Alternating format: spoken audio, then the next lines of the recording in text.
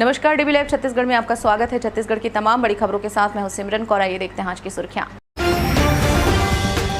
आवास सम्मेलन में राहुल गांधी ने केंद्र सरकार पर जमकर साधा निशाना। कहा, हिंदुस्तान की सरकार को कैबिनेट सेक्रेटरी और सेक्रेटरी चलाते हैं। गौवंश की मौत पर डॉक्टर रमन सिंह ने कांग्रेस सरकार को घेरा। कहा, कसडोल में दर्जनों गायों की मौत के बाद नदी में बहा दिया गया।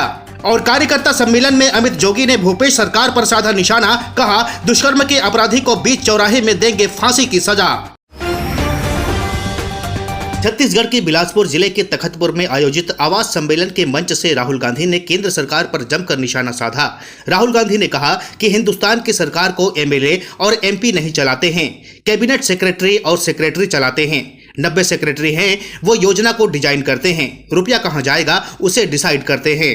कांग्रेस सांसद राहुल गांधी ने कहा कि संसद में मैंने जब पूछा कि डिफेंस में, एयरपोर्ट में किसानों के काले कानून में अडानी को फायदा दिलाने की कोशिश की गई, उनके हवाई जहाज में आप जाते हैं, ये रिश्ता क्या है? ये सवाल करने पर मेरी लोकसभा की सदस्यता रद्द कर दी गई। राहुल गांधी ने कहा कि बिलासपुर पहुंचकर आज मुझे बहुत खुशी हो रही है। मुझे यह रिमोट कंट्रोल दिया गया और कहा गया कि देखिए इसका बटन दबाइए, और जैसे ही हमने बटन दबाया तो करोड़ों रुपए छत्तीसगढ़ के गरीबों के बैंक अकाउंट में गए।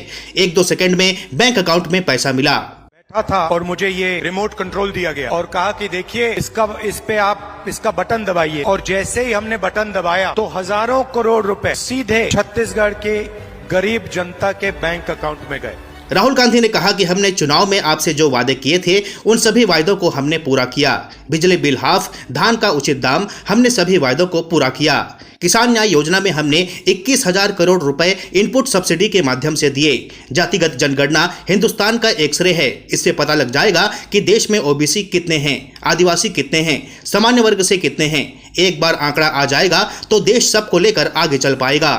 मुख्यमंत्री भूपेश बघेल ने कहा कि आवास योजना 1985 में जब राजीव जी प्रधानमंत्री थे तब शुरू हुई। इस योजना का नाम उस समय इंदिरा आवास योजना था, आज यह प्रधानमंत्री आवास योजना है।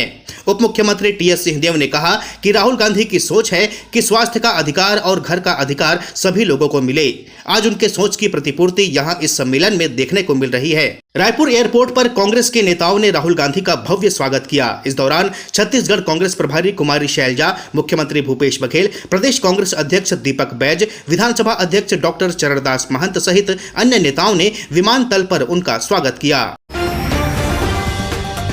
छत्तीसगढ़ के पूर्व मुख्यमंत्री डॉक्टर रमन सिंह ने प्रदेश में गौवंश की मौत के मामले में कांग्रेस सरकार से कई सवाल किए हैं। डॉक्टर रमन सिंह ने कहा है कि कसडोल के मलदा गौठान में दर्जन भर गौवंश की मौत हुई, उन्हें नदी में बहा दिया गया। इस घटना के बाद एक बार फिर कांग्रेस सरकार बेनकाब हो गई है। भारतीय जनता पार्टी के राष्ट्रीय उपाध्यक्ष व पूर्व सीएम डॉक्टर रमन सिंह ने कहा कि राजधानी के नया रायपुर में बीते 4 सितंबर को एक सरकारी आयोजन का बचा सड़ा हुआ खाना खाने से 100 से अधिक मवेशियों की मौत हो गई थी। डॉक्टर रमन सिंह ने कहा कि कांग्रेस सरकार की गौ माता के प्रति क्रूरता का शर्मनाक उदाहरण है कि मामला दबाने के उद्देश्य से मृत और गंभीर रूप से घायल करीब दर्जन भर मवेशियों को ट्रैक्टर में भरकर महानदी में बहा दिया गया।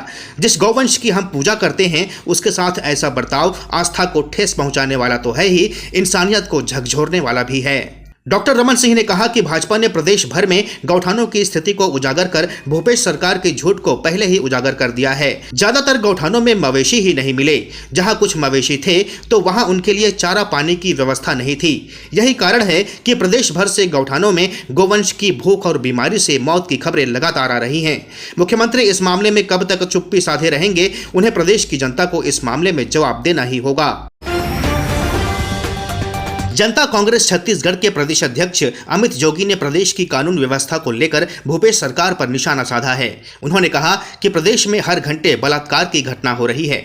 दुर्ग में जब प्रियंका गांधी महिला सम्मेलन को संबोधित कर रही थी तब रायपुर में एक बहन की अस्मिता लूटी जा रही थी। रायपुर दक्षिण विधानसभा में जनता कांग्रेस छत्तीसगढ़ के कार्यकर्ता सम्मेलन में अमित जोगी ने कहा कि छत्तीसगढ़ में जोगी कांग्रेस की सरकार बनते ही कानून में संशोधन करते हुए दुष्कर्म के अपराधी को बीच चौराहे में फांसी की सजा देंगे।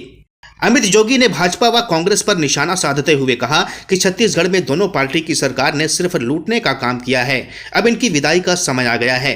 प्रदेश से गरीबी हटाने जोगी कांग्रेस ने जनता के नाम शपथ पत्र दिया है। हमने जो वादा किया है, अगर उन वादों को हम पूरा नहीं करते तो जनता हमारे खिलाफ कोर्ट में जाकर कानूनी कार्रवाई कर सकती है और हमें जेल में डाल सकती है। कांग्रेस सांसद राहुल गांधी ने छत्तीसगढ़ में चुनाव जीतने का दावा किया है।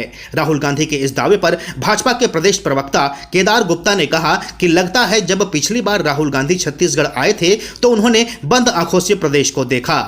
भाजपा के प्रदेश प्रवक्ता केदार गुप्ता ने कहा कि प्रदेश में रेत, शराब, कोल जैसे घोटाले हुए, सरकार के लिए काम करने वाले अफसर कई महीनों से जेल में हैं।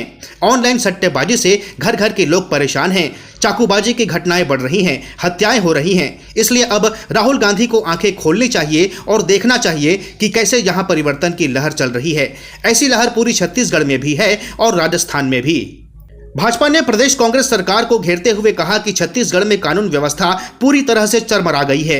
प्रदेश में तुष्टीकरण की राजनीति चल रही है। अपराधियों के हौसले बुलंद हैं, कानून का खौफ इन अपराधियों पर नहीं है। भूपेश बघेल की सरकार का कानून व्यवस्था पर कोई नियंत्रण नहीं है। खुलेआम छत्तीसगढ़ में धर्मांतरण हो रहा है, लव जिहाद की घटनाएं हो रही हैं। कांग्रेस सरकार प्रदेश को बर्बाद करने पर तुली हुई है। आरंग में भाजपा की परिवर्तन यात्रा के दौरान प्रदेशाध्यक्ष अरुण साव ने पीएससी में गड़बड़ी का मुद्दा उठाते हुए कहा कि कांग्रेस राज में कांग्रेस नेताओं के रिश्तेदारों को डिप्टी कलेक्टर और डीएसपी का पद मिल रहा है। आरंग विधानसभा में भाजपा की परिवर्तन यात्रा को संबोधित करते हुए प्रदेश अध्यक्ष अरुण साव ने कहा कि कांग्रेस के मंत्री और नेता अपना बोरिया बिस्तर बांधकर भागने की तैयारी में लग गए हैं। सड़क, स्कूल, पुल पुलिया बनाने का काम सरकार का होता है, लेकिन इस सरकार ने ऐसा कोई काम नहीं किया। रायपुर सांसद सुनील सोनी ने कहा कि 16 लाख से ज्यादा परिवारों के आवास इस सरकार ने रोक रखे हैं। 11,000 करोड़ रुपए प्रधानमंत्री आवास योजना के लिए केंद्र से कांग्रेस सरकार को मिले, लेकिन उन्होंने वापस कर दिया। यह सरकार गरीबों का आवास छीनने वाली सरकार है। परिवर्तन यात्रा के प्रभारी शिवरतन शर्मा ने कहा कि कांग्रेस ने अपने घोषणा पत्र में चिट फंड के पैसों की वापसी का वादा किया था, लेकिन दुर्ग जिले को छोड़कर और किसी भी जिले के निवेशकों को चिट फंड के पैसे नहीं मिले। दुर्ग जिले में भी केवल 32 करोड़ रुपए ही वापस हुए हैं। केंद्रीय शिक्षा राज्य मंत्री सुभाष सरकार ने कहा कि प्रदेश सरकार राज्य स्तर पर आवास योजना लेकर आ रही है, जबकि प्रधानमंत्री आवास योजना में प्रदेश के हिस्से का फंड न दिए जाने की वजह से योजना ही अटक गई है। कांग्रेस केवल नाम चाहती है, काम नहीं। केंद्रीय मंत्री ने प्रदेश सरकार की 7 लाख मकान बनाने की घोषणा को चुनावी घोषणा बताया। इस बुलेटिन में फिलहाल इतना ही। बने रहिए डीबी लाइव छत्तीसगढ़ के साथ। नमस्कार।